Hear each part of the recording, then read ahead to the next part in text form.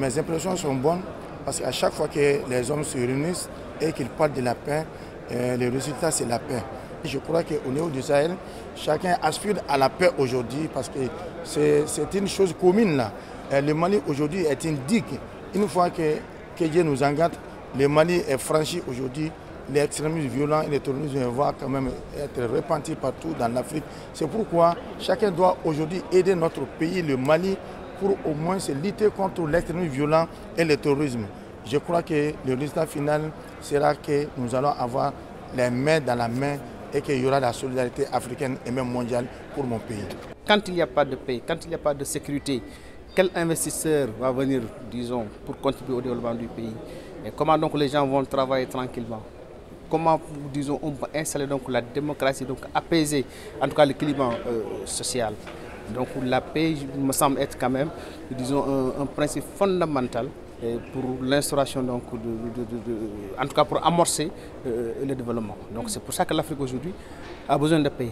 Et on s'est rendu compte que les conflits dans le monde, le tiers des conflits c'est en Afrique. Et ça c'est un problème. Hein, peut-être bon, il y a beaucoup de facteurs que nous n'allons pas énumérer ici, mais je pense qu'aujourd'hui donc il est temps que les gens s'asseyent autour d'une table pour essayer donc de voir comment on peut trouver donc des solutions pour qu'enfin on ne pense plus qu'au développement de l'Afrique.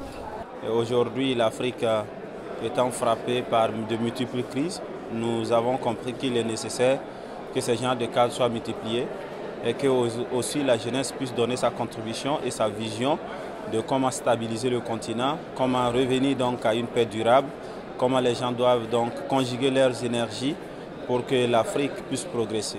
Dans les différentes études qui ont été menées dans les zones frontalières, aussi bien du G5 Sahel que dans le bassin de la Tchad, il est nettement apparu que parmi les causes, les facteurs qui conduisent à l'extrémisme et à l'engagement terroriste, les dynamiques socio-économiques, ce qu'on appelle les vulnérabilités socio-économiques, sont très importantes. Dans les rencontres que nous avons eues avec des jeunes qui étaient engagés dans Boko Haram auparavant, ils expliquent clairement que certains ne connaissent même pas l'islam, n'ont aucune dimension idéologique. Ils ont rejeté Boko Haram parce qu'on a donné une moto et 300 000 francs CFA. Donc, pour s'attaquer aux causes structurelles, il faut s'attaquer à ces causes-là. D'ailleurs, de plus en plus dans la région, on a beaucoup investi dans le sécuritaire. On parle maintenant d'un nexus développement et sécurité.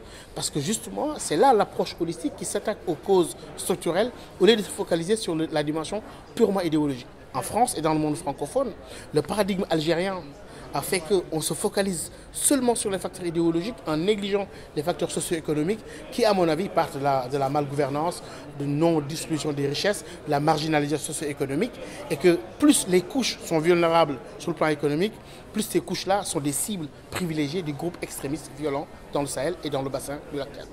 Moi, je suis de ceux qui estiment que dans ce qui se passe au niveau du Sahel, particulièrement l'extrémisme violent et le terrorisme, dans lequel on est en train d'utiliser des jeunes sans repère.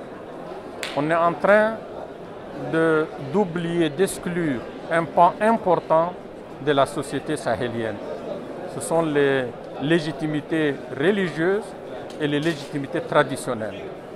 Les terroristes ont fait une politique telle qu'ils les ont exclus. Il est important qu'aussi bien au niveau des États qu'au niveau des institutions, qu'on puisse leur donner la parole, qu'on puisse voir quelle est leur contribution. Parce que jusqu'à là, ces sociétés se sont basées sur ces légitimités traditionnelles et religieuses pour la coexistence pacifique, pour les règlements des conflits intercommunautaires. Pour le moment, ils sont absents.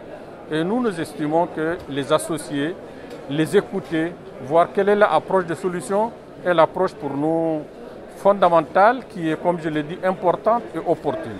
As you know, this region is, there are a lot of issues in the region. The military cannot be the right solution. We need to use soft power, and that is the power of the scholars, the powers of the dialogue between scholars and religious actors, the power of the leadership of youth and women in this region. So we hope to accomplish all of that in this conference, and we hope the conference will come up with a clear roadmap so that we can to implement the recommendations coming out of this conference. L'idée est claire, c'est qu'on a constaté que pour lutter contre l'extrémisme violent, il faut autonomiser la femme.